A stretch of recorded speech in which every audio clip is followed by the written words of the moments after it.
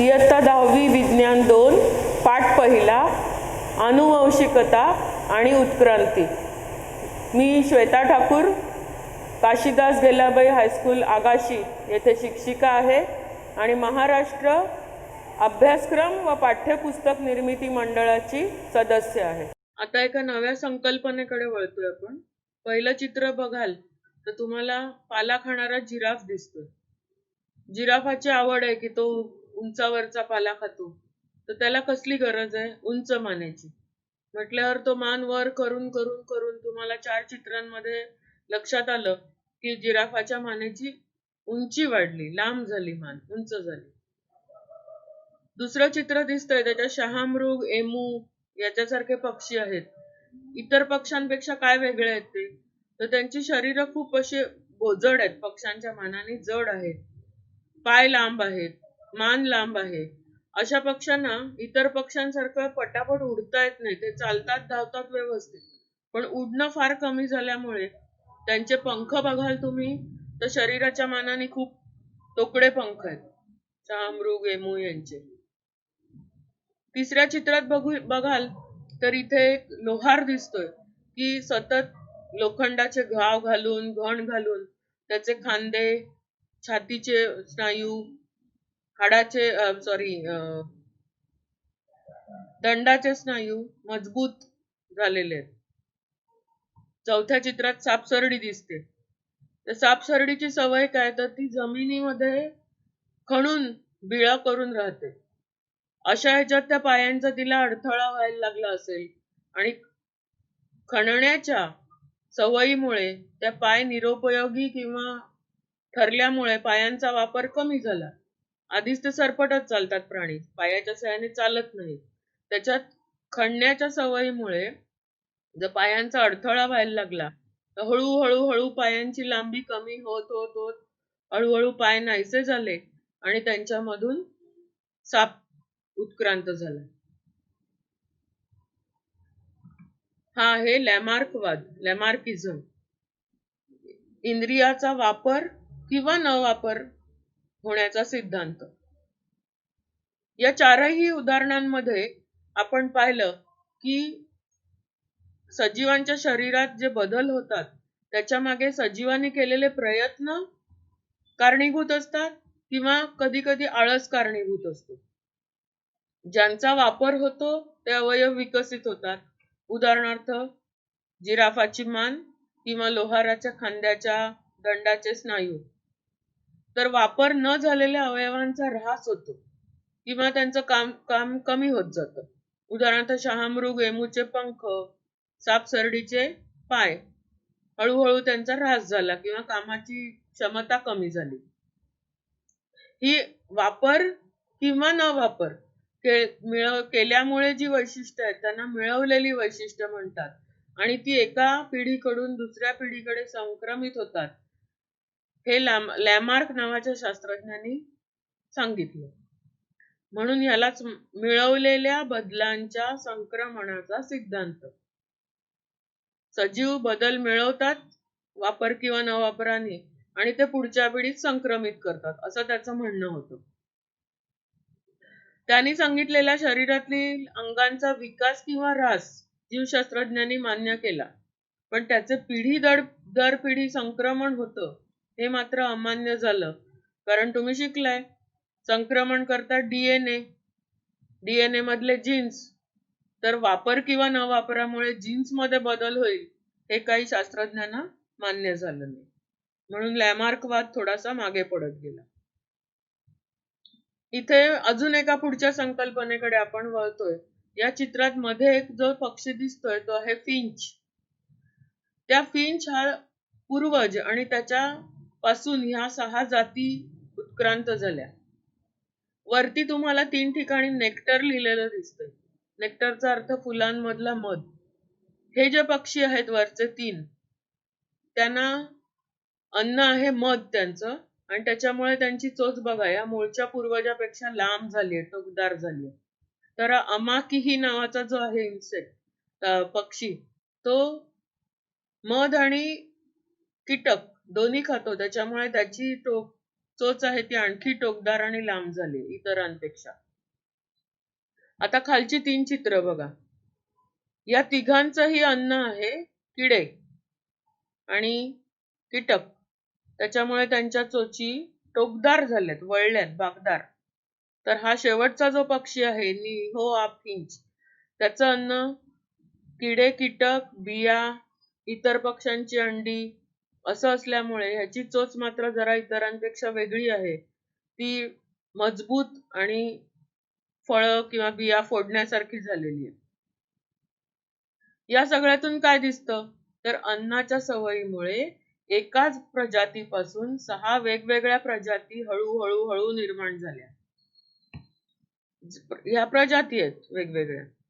वनस्पतींच्या बाबतीत पण असंच घडू शकतं. इथे लिहिलंय अनकंटॅमिनेटेड सॉइल म्हणजे शुद्ध, काही त्याच्यात अशुद्धी नसलेली स्वच्छ जमीन. तर इथे लिहिलंय माइन वेस्ट म्हणजे खाणीतली जी घाण काढून टाकली जाते ती मिसळलेली माती.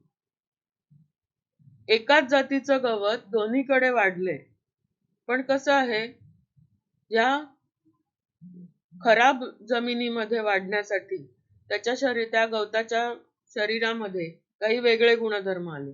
मग ते जे गवत आहे ते ह्या स्वच्छ जमिनीत वाढू शकणार नाही आणि स्वच्छ जमिनीतलं गवत खराब जमिनीत वाढू शकणार नाही. त्या दोघांनी स्वतःचे वेगवेगळे गुणधर्म विकसित केले. तिसरं उदाहरण आहे आपली खारुताई, ग्रँड कॅनियन स्क्विरल. तुम्हाला बघूनच मजा वाटली असेल की ती ज्या दगडावर बसली आहे त्या दगडासारखाच तिच्या शरीराचा रंग आहे, त्वचेचा पोत आहे, जसे खडबडीत दगड आहेत तशीच तिची त्वचा सुद्धा खडबडीत असल्यासारखा तिच्या अंगावर केस आहेत. कशामुळे तर तिने अनुकूलन करून तिकडच्या डोंगराळ भागाशी जुळवून घेतले. म्हणजे ही खारीची वेगळी जात निर्माण झाली. आपल्याकडच्या खारी बघितल्या तर त्यांच्या अंगावर उभे पट्टे असतात, ते उभे पट्टे इकडे दिसत नाहीयेत, वेगळी जात निर्माण झाली. ही जी सगळी उदाहरणं आहेत ती एका संकल्पनेची उदाहरणं आहेत. तिला म्हणतात जाती उद्भव. उद्भवणे म्हणजे निर्माण होणे. उत्क्रांतीचा परिणाम म्हणून प्राणी आणि वनस्पतींच्या विविध जाती निर्माण होतात, त्याला म्हणतात जाती उद्भव.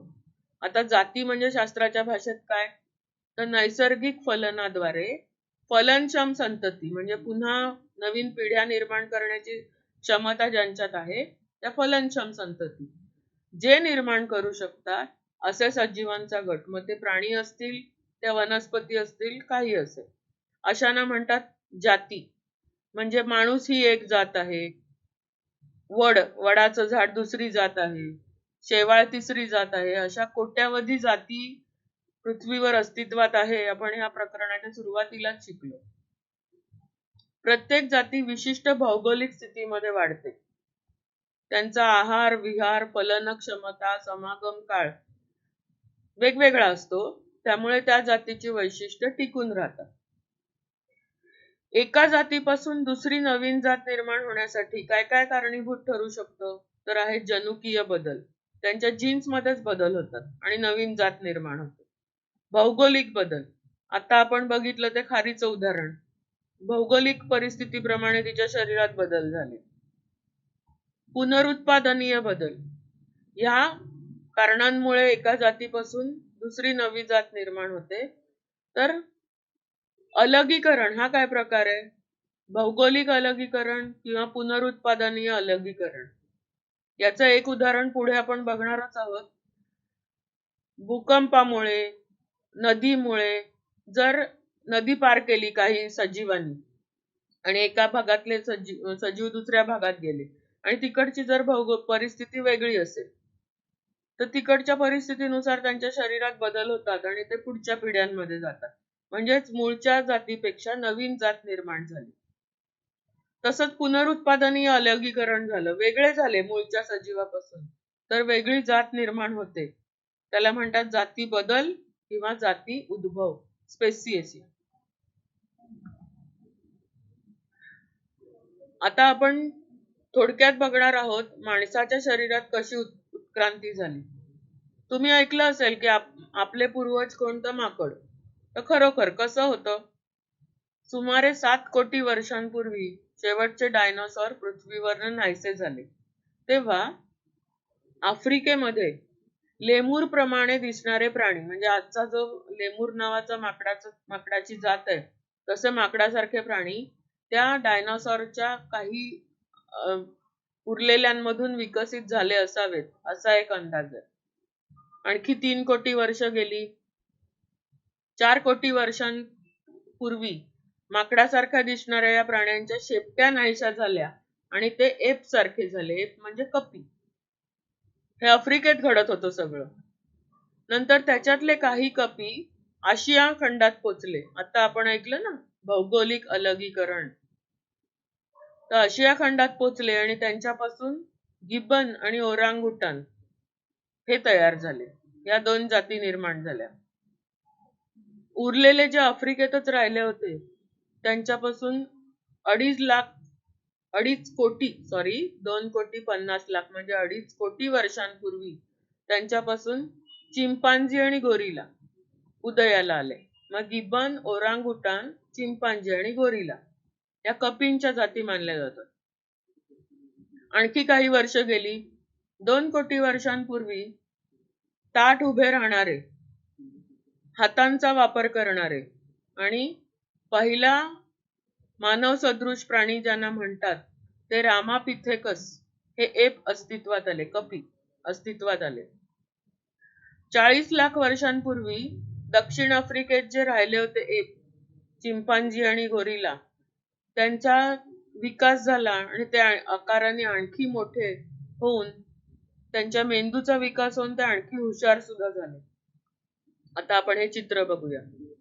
सर्वात पहिला आता मी जो सांगितला तो लेमूर सारखा पूर्वज, लेमूर ह्या माकडासारखा दिसणारा. नंतर रामापिथेकस. त्याच्यानंतर आणखी हा ताठ झाला ऑस्ट्रेलोपिथेकस. नंतर पुढची प्रगती कशी कशी होत गेली ही चित्र फक्त बघून ठेवा. पुढच्या स्पष्टीकरणामध्ये या सगळ्यांचा उल्लेख येणार आहे. Homo erectus, Homo sapiens. इरेक्टस म्हणजे ताठ उभा राहणारा आणि ताठ चालणारा. होमोसेपियन्स, निअँडरथल आणि होमोसेपियन्स म्हणजे आपण. त्यांची फक्त चित्र बघितली तुम्ही तर पुढे जाऊया. 20 लाख वर्षांपूर्वी रामापिथेकस, ऑस्ट्रेलियोपिथेकस यांच्यापासून ज्यांना होमो म्हणजे आपलं शास्त्रीय नाव माणसाचं आहे होमो प्रजातीचं सदस्य म्हणता येईल असा कुशल मानव तयार झाला. कधी? 20 लाख वर्षांपूर्वी.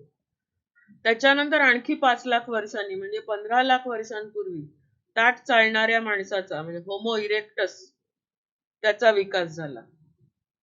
1 लाख वर्षांपूर्वी माणसाला अग्नीचा वापर करण्याचा शोध लागला. तोपर्यंत तो फक्त जंगलांमध्ये लागलेले वणवे बघत होता. पण जेव्हा गारगोटी नावाचे जे 2 दगड असतात ना ते एकमेकांवर घासून ठिणग्या उठतात, त्या ठिणग्या गवतावर किंवा लाकडावर घेऊन आग निर्माण करता येते हे तंत्र माणसाला माहिती झालं तेव्हा तो तिथपर्यंत जे अन्न कच्चं खात होता, मांस, कडक फळं किंवा धान्य, ते शिजवून खायचा त्याला तंत्र माहिती झालं. म्हणून अग्नीचा शोध हा माणसाच्या प्रगतीतला अतिशय महत्वाचा टप्पा मानला जातो. 50,000 वर्षांपूर्वी बुद्धिमान मानव म्हणजे होमोसेपियन हा निर्माण झाला आणि या वर्गाचा सदस्य मानव एवढा त्याचा बुद्धिमान मानवाचा मेंदू विकसित झाला होता. आताच तुम्ही ज्याचं चित्र बघितलं तो निअँडरथल मानव हा बुद्धिमान मानव वर्गातला पहिला मानला जातो आणि त्याच्यानंतर अस्तित्वात आलेल्या माणसाला म्हणतात क्रो-मॅग्नन किंवा क्रो-मॅनन. हे आपल्याच उत्क्रांतीतले टप्पे आहेत. 35,000 वर्षांपूर्वी आधुनिक मानव म्हणजे होमो सेपियन्स अस्तित्वात आला. आपल्या नावातच 2दा सेपियन्स आलंय, लिखाणातली चूक नाहीये. आपलं शास्त्रीय नाव असंच आहे, होमो सेपियन्स. बघा हा, 35,000 वर्ष गेली आणि आपण आपल्याला आधुनिक म्हणतो. 10,000 वर्षांपूर्वी माणसाला शेतीचं तंत्र, म्हणजे नुसतं जे उगवलंय ते खाऊन राहण्याऐवजी पेरून उगवायची धान्य फळं वगैरे, ते शेतीच्या तंत्राचा शोध लागला.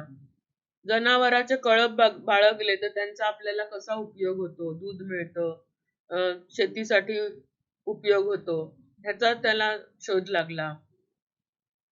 एकत्र राहायचं म्हणजे वसाहती, म्हणजे इतरांपासून आपल्या प्राण्यांपासून वगैरे रक्षण करता येतं.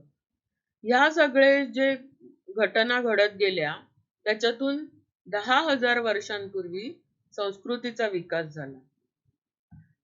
लिहायला लागलोय आपण फक्त 5,000 वर्षांपूर्वी. लिहिण्याची कला 5,000 वर्षांपूर्वी शोधली गेली आणि आधुनिक शस्त्रांचा उदय 400 वर्षांपूर्वी. मग ते भाले, तलवारी किंवा तोफगोळे ही जी आधुनिक शस्त्र आहेत ती साधारण 400 वर्षांपूर्वी अस्तित्वात आली आहेत. आणि औद्योगिकीकरणाची सुरुवात तुम्ही इतिहासात पण शिकला असाल. उद्योग, कारखाने, कारखानदारीची सुरुवात 200 वर्षांपूर्वी झाली. आता आपण ह्या टप्प्यावर आहोत. औद्योगिकीकरण, तंत्रज्ञानाची प्रचंड वेगाने प्रगती होते, नवीन नवीन शोध लागतायत आणि माणसाचा क्षमता एवढ्या पुढे गेल्यात की इतका 7 कोटी वर्षांपासूनचा आपला प्रवास आपण वेगवेगळ्या मार्गाने शोधू शकतोय, सिद्ध करू शकतोय. तर हे होते पहिल्या प्रकरणाचे फक्त महत्वाचे मुद्दे. आता इथे तुम्ही बघाल या चित्रांमध्ये की हे चित्र पुस्तकात पण आहे तुमच्या, आणि मी परत का दाखवते तर इथे माणसाच्या शरीराच्या बाह्यरूपिकीत जसा बदल होत गेला तसं वरती चित्र दिसतात त्यांच्या मेंदूंची, कवटीची. इथे कवटीच्या बघा पहिल्या ह्याच्यात चेहरा जास्ती जागा व्यापतोय तर मेंदूचा भाग कमी जागा व्यापतोय. पुढच्या चित्रांमध्ये उलट होत गेले, चेहरा कमी होत गेलाय आणि मेंदूचा आकार वाढत गेलाय. जसं मेंदूचं क्षेत्रफळ वाढलं, आपल्या गणिताच्या भाषेत क्षेत्रफळ वाढलं, तसं त्याची क्षमता वाढत गेली, म्हणजे माणसाची बुद्धिमत्ता वाढत गेली. आणि म्हणून आजचा मानव म्हणजे आपण हा पृथ्वीवरचा सर्वात बुद्धिमान प्राणी समजला जातो आणि मागचा सगळा अभ्यास आपण करू शकतो. तर आता हे फक्त झाले मुद्दे. आता तुम्ही काय करायचंय तर पाठ्यपुस्तक पूर्ण वाचायचंय, तुमच्या महत्वाच्या मुद्द्यांच्या नोट्स काढायच्यात, लिहून ठेवायच्या वहीत, दिलेल्या कृतीपत्रिका सोडवायच्या आणि इतर ठिकाणी कुठे वर्तमानपत्रांमध्ये वगैरे ज्या तुम्हाला कृतीपत्रिका दिसतील त्या सोडवून सराव करत राहायचा. धन्यवाद.